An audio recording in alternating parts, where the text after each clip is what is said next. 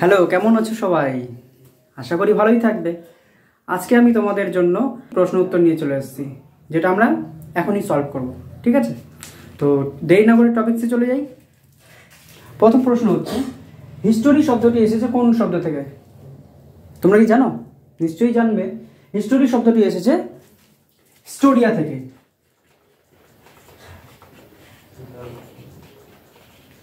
Hysteria শব্দ থেকে, যেটা হচ্ছে গ্রিক শব্দ।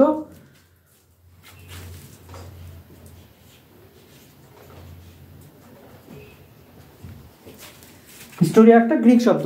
এই হিস্টোরিয়া কিন্তু আবার হিস্টোর থেকে এসেছে। হিস্টোর থেকে হিস্টোরিয়া, হিস্টোরিয়া থেকে আবার হিস্টোরি।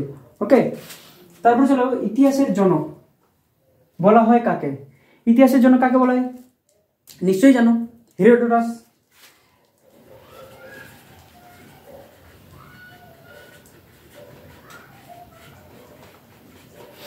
হেরোডোটাসকে বলা হয় ইতিহাসের জনক।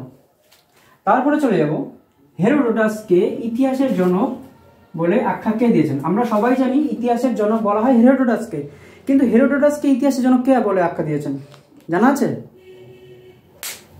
ঠিক আছে, বলে দিচ্ছি। হেরোডোটাসকে ইতিহাসের জনক বলেছেন রোমান রাষ্ট্রচিন্তাবিদ সিসেরো।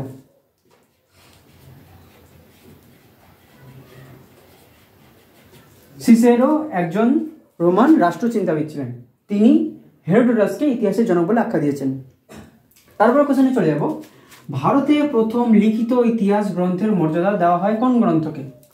ভারতে যে ভারত সম্পর্কে যে ইতিহাস লেখা হয়েছে তার প্রথম লিখিত ইতিহাস গ্রন্থের মর্যাদা দেওয়া হয় কোন গ্রন্থকে? না, কাশ্মীরের কলহন রচিত রাজতরঙ্গিনীকে, যেখানে কাশ্মীরের ইতিহাস সম্পর্কে লেখা হয়। তাহলে কলহন রচিত রাজতরঙ্গিনী।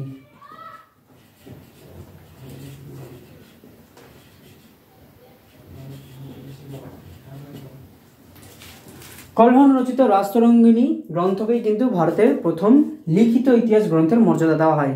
ওকে, যেটা 1150, এটা 1150 খ্রিস্টাব্দে 1150 খ্রিস্টাব্দে লেখা হয়। ঠিক আছে, সমগ্র বিশ্ব হলো সিটি অফ গড, ঈশ্বরের নির্দেশ পালন করাই হলো পবিত্র কর্ম। কথাটা কে বলেছেন? এটা কিন্তু খুব বিখ্যাত একটা কথা, যেটা বলেছেন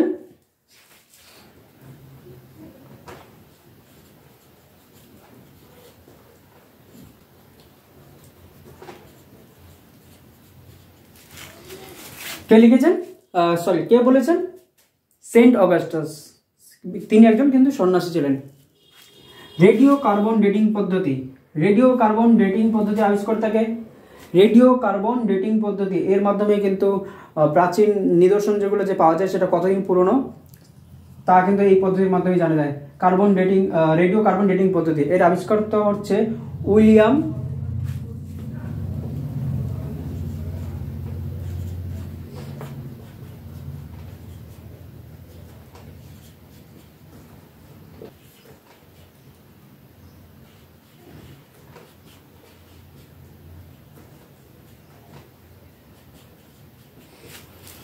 তো রেডিও কার্বন ডেটিং পদ্ধতির আবিষ্কার থেকে উইলিয়াম ফ্রাঙ্ক লেবি।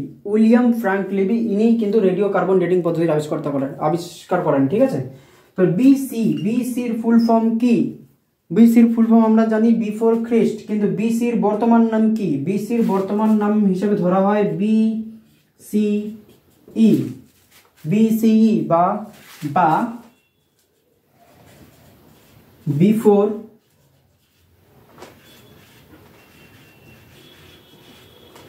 কমন এরা, বিসিই বা বিফোর কমন এরা। ঠিক আছে, তারপরে প্রশ্নে চলে যাব। প্রশ্নতে, কাশ্মীরের ইতিহাস কোন গ্রন্থে লেখা হয়? কাশ্মীরের ইতিহাস কোন গ্রন্থে লেখা হয়? কি বললাম এর আগের প্রশ্নে? এই যে ভারতের প্রথম লিখিত ইতিহাস যেটা কলহন রচিত রাজতরঙ্গিনী, সেটাই কাশ্মীরের ইতিহাস লেখা হয় রাজতরঙ্গিনীতে, যেটা 1150 খ্রিস্টাব্দে লেখা হয়। হিস্টোরি অফ ব্রিটিশ ইন্ডিয়া গ্রন্থের লেখক কে? হিস্টোরি অফ ব্রিটিশ ইন্ডিয়ার লেখক জানা আছে সবার? হিস্টোরি অফ ব্রিটিশ ইন্ডিয়ার গ্রন্থের লেখক হচ্ছে দার্শনিক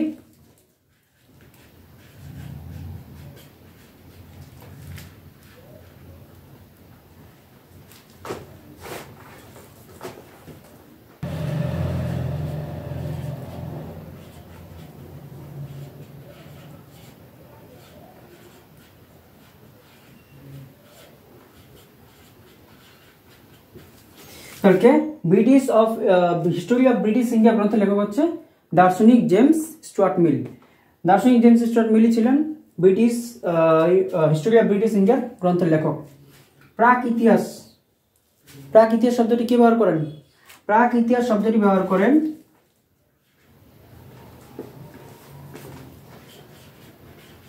পল টোরনাল। পল টোরনাল, পল টোরনালি ছিলেন যিনি প্রাক ইতিহাস শব্দটি প্রথম ব্যবহার করেন 1833 খ্রিস্টাব্দে। 1833 খ্রিস্টাব্দে 1833 খ্রিস্টাব্দেই পল টোরনাল প্রাক ইতিহাস শব্দটি ব্যবহার করেন। ঠিক আছে, তো এর পরের কোশ্চেনে চলে যাই আমরা। পরের প্রশ্নে, সিন্ধু নদীকে কি নামে ডাকা হতো? প্রাচীন ভারতের সিন্ধু নদীকে ইন্ডাস নামে ডাকা হতো। ইন্ডাস বা ইন্ডাস, যে যেটাও মনে করে, ইন্ডাস নামে সিন্ধু নদীকে ডাকা হতো। নৃতত্ত্বের জাদুঘর কার মন্তব্য? নৃতত্ত্বের জাদুঘর বলেছেন ভিনসেন্ট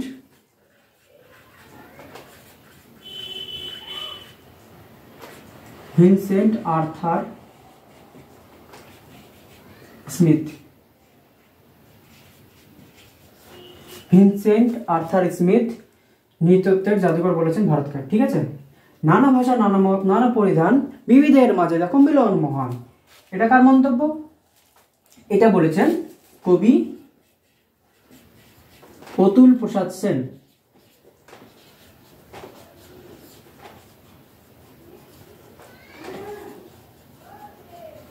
কবি অতুল প্রসাদ সেন নানা ভাষা, নানা মত, নানা পরিধান, বিবিধের মাঝে দেখো মিলন মহান কথাটা বলেছেন। ভারতকে হিমালয়ের দান কে বলেছেন? ভারতকে হিমালয়ের দান কে বলেছেন? ভারতকে হিমালয়ের দান বলেছেন K M Panikkar. K M Panikkar ভারতকে হিমালয়ের দান বলেছেন। ওকে, পরের কোশ্চেনে চলে যাব। দ্য পিপল অফ ইন্ডিয়া গ্রন্থটি কার রচনা? আমি কিন্তু সব পড়িয়েছি এগুলো। দ্য পিপল অফ ইন্ডিয়া গ্রন্থটি কার রচনা? হার্বার্ট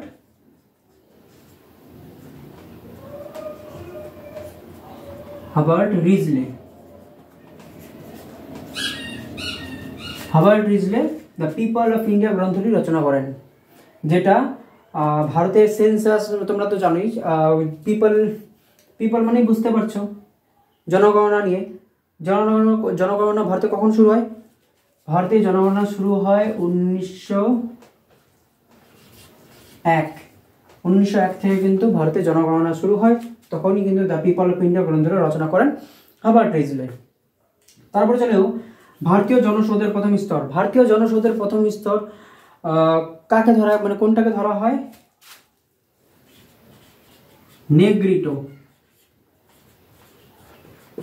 নেগ্রিটো যে উপজাতিটা ছিল, নেগ্রিটো জনস্তরটা, সেই স্তর থেকেই কিন্তু ভারতের জনসৌধের প্রথম স্তর হিসেবে ধরা হয়, নেগ্রিটো জনস্তর থেকে। শকাব্দ কে প্রবর্তন করেন? শকাব্দ প্রবর্তন করেন সম্রাট, কুষাণ সম্রাট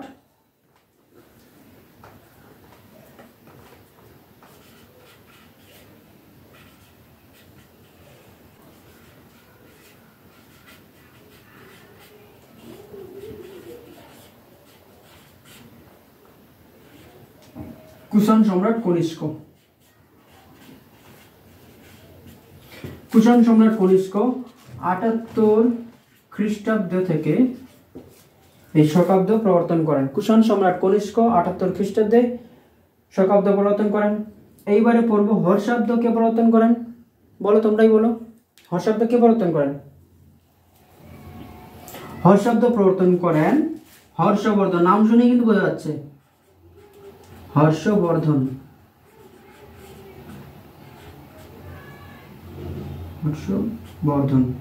606 খ্রিস্টাব্দে 606 খ্রিস্টাব্দে হর্ষবর্ধন এই হর্ষাব্দ প্রবর্তন করেন। কোথায়? উত্তর ভারতে।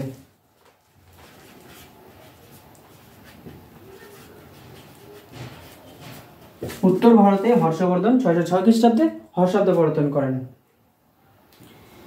আচ্ছা, কনিষ্ক যে শকাব্দ প্রবর্তন করেন 78 খ্রিস্টাব্দে, কিন্তু কোথায়? মালব।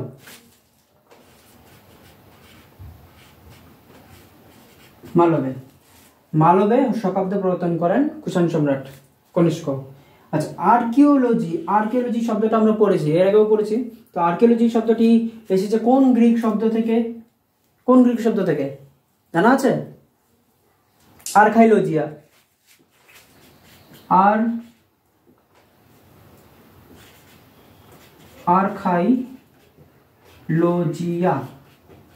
আর্কাইওলজিয়া থেকে কিন্তু আর্কিওলজি শব্দটি এসেছে, যেটা একটা গ্রিক শব্দ। লিপির অনুশীলন বিদ্যাকে কি বলা হয়, বা লিপির অনুশীলনকে আমরা কি নামে জানি? সেটাকে বলা হয় প্যালিওগ্রাফি।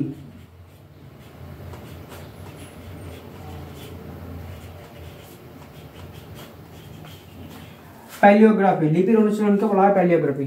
তো আজকে এই অবধি। Thank you. তোমরা লাইক, শেয়ার, কমেন্ট করতে নিশ্চয়ই বলবে না, আর তোমাদের বন্ধুদের মধ্যেও শেয়ার করে দাও, যাতে গুরুত্বপূর্ণ প্রশ্নগুলো তোমাদের বন্ধুদের মধ্যেও চলে যেতে পারে। Thank you.